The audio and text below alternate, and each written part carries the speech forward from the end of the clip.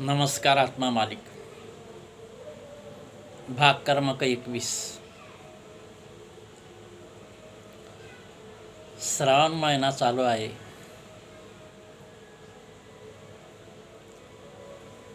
काही लोकांनी बऱ्याच लोकांनी मांसाहार सोडलेला आहे. आपण महिनाभर मांसाहार श्रावण महिन्यात बंद करीत असतो. परंतु ज्यांच्या मनामध्ये असे विचार येत असतील की केव्हा ना केव्हा मांसाहार बंद करायचा आहे, असं ज्यांच्या मनामध्ये पूर्वी येत होते किंवा येत असेल, त्यांना ही एक महिन्यात मांसाहार कायम बंद करण्याची संधी आहे, संकल्प करण्याची संधी आहे. मुक्या प्राण्यांवर दया करा. तुम्हाला शक्य होत असेल तर 1 महिन्यानंतर ही मांसाहार बंद करावे. ज्यांना शक्य होत असेल त्यांनी, आणि अध्यात्माकडे आपले मन वळवावे.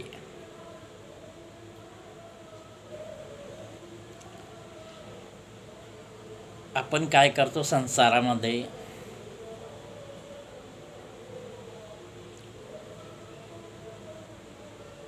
90% आपलं मन संसारात असते आणि 10% अध्यात्मात. परंतु जे 90% मन संसारात आहे ते हळूहळू कमी होत होत 80, 70, 60, 50पर्यंत आणावे. आणि अध्यात्मातील मन 10% जे आहे ते 10वरून 20, 30, 40, 50% आणावे. म्हणजे संतुलन. 50% संसार आणि 50% अध्यात्म. म्हणजे मनाची अवस्था सांगतोय मी. संसारात मन 50%पर्यंत आणायचं आणि अध्यात्म मन 50%पर्यंत आणायचं, असा प्रयत्न केला पाहिजे. याला म्हणतात संतुलन. म्हणजे संसार करून परमार्थ व्यवस्थित साधता येतो. ठीक आहे. आता पुढे, समाधानी व आनंदित जीवन जगावे. समाधानात आनंद आहे.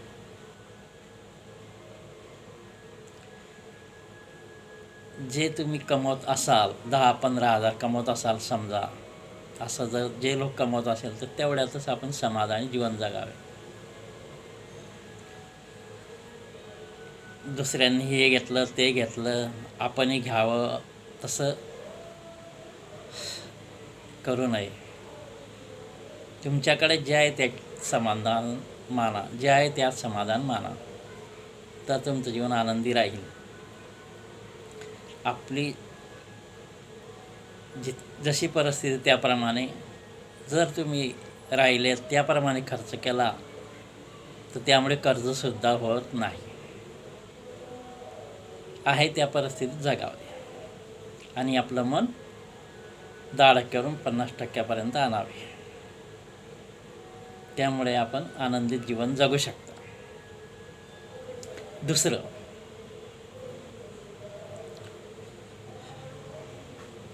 काही ठिकाणी असं घडतं की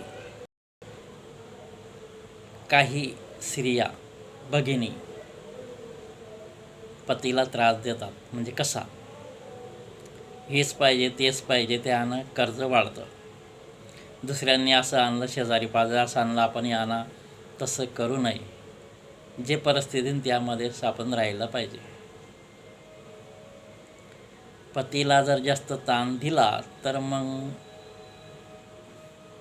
त्याला टेन्शन आल्यावर तो दारूकडे वळण्याची शक्यता असते. जर का पती दारूकडे वळला तर मग खूप पुढे त्रास होतो. तसं करू नये. जी परिस्थिती त्या परिस्थितीत राहावे. जशी आर्थिक परिस्थिती तसे राहावे, जगावे, अध्यात्म करावा. आपण बऱ्याच ठिकाणी पाहतो की पती लोकांना जर जास्त ताणतणाव झाला, ते दारू प्यायला लागले तर मग खूप ते आहारी जातात, दारूचे आहारी होतात. मग त्यानंतर त्यांचा खर्च वाढून जातो आणि घरात त्रास सुरू होतो, झगडे होतात. पतीने सुद्धा लक्षात घ्यावे की दारूमुळे खूप प्रकारचं नुकसान होतं. दारूमुळे शरीराचं नुकसान होतं, आपलं शरीर सडते. दुसरं, दारूमुळे आपला पैसा जातो. तिसरं, दारूमुळे तुम्ही सत्य असाल तरी तुम्हाला लोक वेड्यात काढतात. चौथं, दारू पिल्याने तुमचा परिवार दुःखी राहतो, त्रासात राहतो. तुम्ही जास्त आहारी गेले तर तुम्ही 10-20 रुपये दारूसाठी मागतात.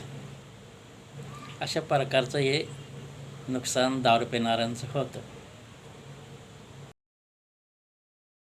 तुम्ही दारू सोडली तर फायदे कसे होतील? दारू सोडली तर तुमचं शरीर चांगलं राहील, आरोग्य चांगलं राहील, पैसा वाचेल, तो घरात कामात येईल.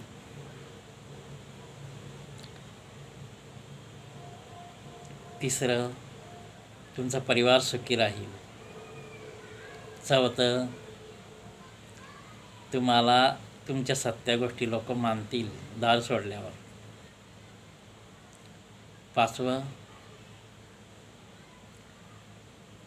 तुम्ही त्या पैशामध्ये घरात खाऊ सर्व काही आणू शकता मुलांना. तर अशा पद्धतीने हा विषय आहे. तर पतीला पत्नीने जास्त ताण देऊ नये, आहे त्या परिस्थितीत जगावं. तर दारूमुळे बऱ्याच ठिकाणी आपण पाहतो की संसाराचा नाश होतो, खूप लोकांना त्रास होत आहे. त्याच्यामुळे पत्नीला, परिवाराला, मुलांना त्रास होतो. तर दोघांनी समजदारीपणाने संसार करावा, ज्यामुळे पुढे त्रास होऊ नये याची काळजी घ्यावी. ठीक आहे. तुम्हाला श्रावण महिन्याच्या हार्दिक शुभेच्छा. सर्वांचं कल्याण हो हीच इच्छा. ठीक आहे. धन्यवाद.